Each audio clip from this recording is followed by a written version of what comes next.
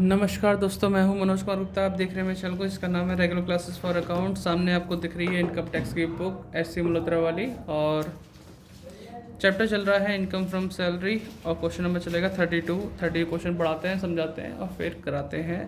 तो अभी आपको दिखाई नहीं दे रहा होगा, तो स्टैंड को नीचे करते हैं फिर समझाते हैं।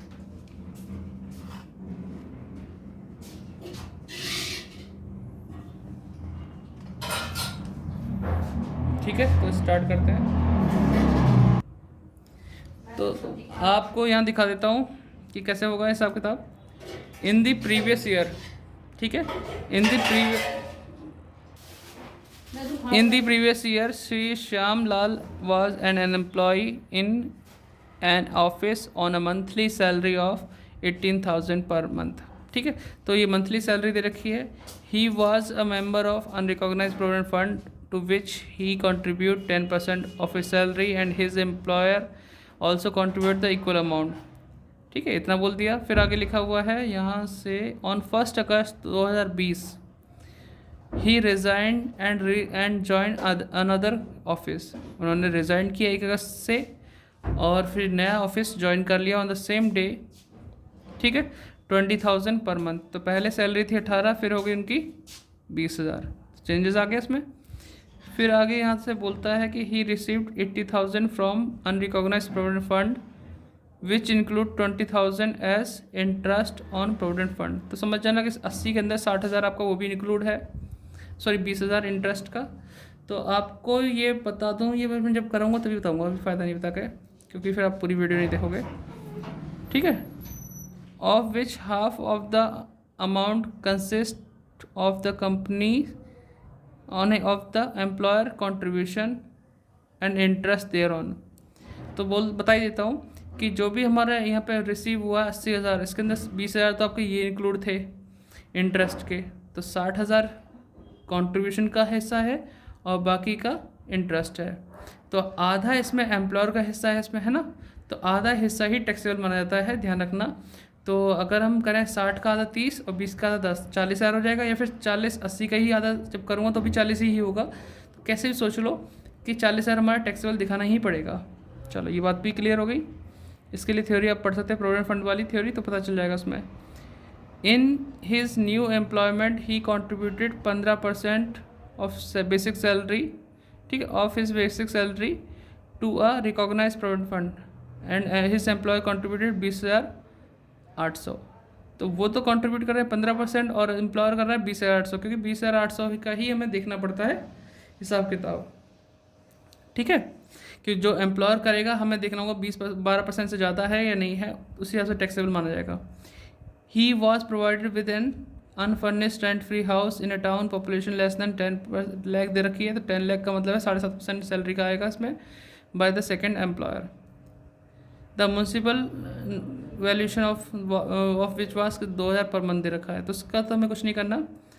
Find out his salary income for the assessment year assuming salary to be due on the last day of each month. Last day of each month का मतलब है यहाँ पे जो साल होगा 1 अप्रैल से 31 मार्च वाला चलेगा।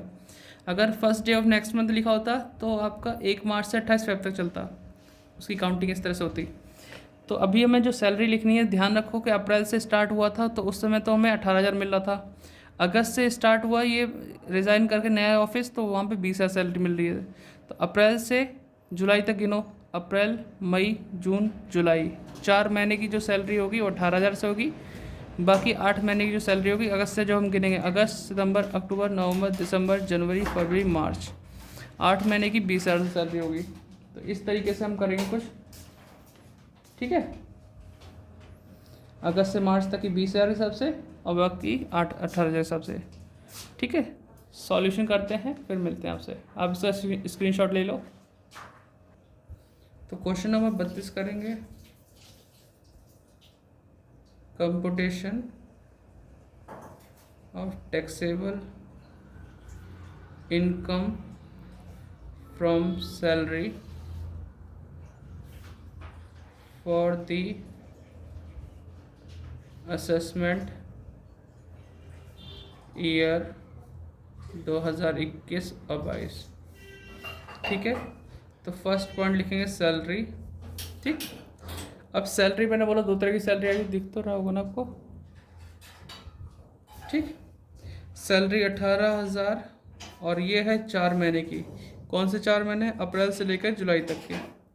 फिर 20,000 सैलरी है 8 महीने की, जो अगस्त से लेकर मार्च तक की है, ठीक है। 18 4 72 और 1,60,000 ये हो गया हिसाब किताब, ठीक है। टोटल आ गया इस समय, टोटल ऐसे क्या ना, ये सैलरी होगी हमारी। सेकंड पॉइंट हमारा आएगा इसमें, जब हमने यहाँ से पढ़ लिया तो उन्होंने इसमें लिखा 80,000 रुपये मिले थे इनको अनरिकॉग्नाइज प्रोविडेंट फंड से, 20,000 इसमें इंटरेस्ट था, तो आधा मनी जो होगा एम्प्लॉयर वाला है, तो इसमें वही लिखेंगे अनरिकॉग्नाइज प्रोविडेंट फंड वाला। लमसम रिसीव्ड, ठीक है, from unrecognised provident fund, unrecognised provident fund, UPF लिख देता हूँ मैं, है ना, शॉर्ट फॉर्म में। और इसमें भी कौन सा हिस्सा आएगा? एम्प्लॉयर कॉन्ट्रीब्यूशन वाला, ठीक है। तो 50% लिखूँगा, 80,000 का 50%, तो ये कितना हो जाएगा? 40,000। इस तरह से लिख सकते हैं। नंबर 3 आगे लिखते हैं इसमें, जब हमने यहाँ से पढ़ा है कि उन्हें कंट्रीब्यूशन करना पड़ता है 15%, ठीक है, जो न्यू एम्प्लॉयमेंट है आरपीएफ के अंदर, वो चीज़ इसमें आएगी। और उन्हें एक हाउस भी मिलता है unrecognised unfurnished house less than 10 lakh की पॉपुलेशन में, तो इसमें भी करते हैं value of rent free house. अब सैलरी न्यू एम्प्लॉयमेंट से कितनी मिली थी? 1,60,000 मिली थी ना, 1,60,000 का हम लेंगे सिर्फ कितना? 7.5%। बाकी तो कुछ फर्नीचर तो कुछ है नहीं, तो ये आएगा 1,60,000 का 1,60,000 का 7.5%, 12,000, ठीक है।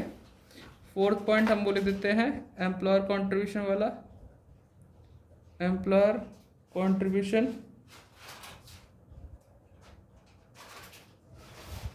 To RPF, RPF in excess of 12% of salary, ठीक है। तो excess of 12% of salary, salary थी कितनी थी? 16,000। 16,000 पे अगर हम सॉल्व करते हैं 1,60,000, सॉरी 1,60,000 पे 12% निकालते हैं, 1,60,000 का 12%, तो क्या बैठता है? 19,200 बैठता है, जबकि कॉन्ट्रीब्यूशन एम्प्लॉयर का था 20,800। तो 1,60,000 का हमने निकालेंगे पहले 12%, जो कि होगा 19,200, लेकिन वो कितना कंट्रीब्यूट कर रहा है एम्प्लॉयर? 20,800। कितना एक्स्ट्रा हो गया? माइनस 20,800, 1,600 एक्स्ट्रा हो गया, तो 1,600 ही हमारा टैक्सेबल जुड़ेगा। ये एरो है, कोई माइनस नहीं है, समझ रहा है, हमने बड़े में से छोटा घटाया तब अमाउंट आई है, ठीक है। इतना माफ था, इससे ऊपर हमने किया, कितना एक्स्ट्रा किया? 1,600, ठीक है। इसमें कोई दिक्कत तो नहीं, यहाँ तक हो गया हमारा। अब इसे टोटल कर लें तो आएगा gross salary less deduction, standard deduction,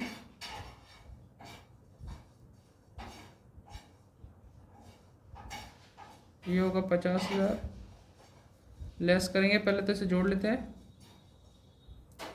72,001 plus 1,60,000 plus 12,000 plus 40,000 भी था प्लस 1,600, तो ये आएगा 2,85,600, ठीक है। 50,000 माइनस कर दो, 2,35,600, 2,35,600 टैक्सेबल सैलरी, ठीक। आंसर चेक कर लो, 2,35,600 आ रहा है, ठीक है। उम्मीद करता हूँ आपको समझ में आ गया होगा। मिलते हैं नेक्स्ट वीडियो में, बाय बाय, टाटा। कोई दिक्कत हो कमेंट करके पूछना, like share subscribe, description check कर लेना एक बार।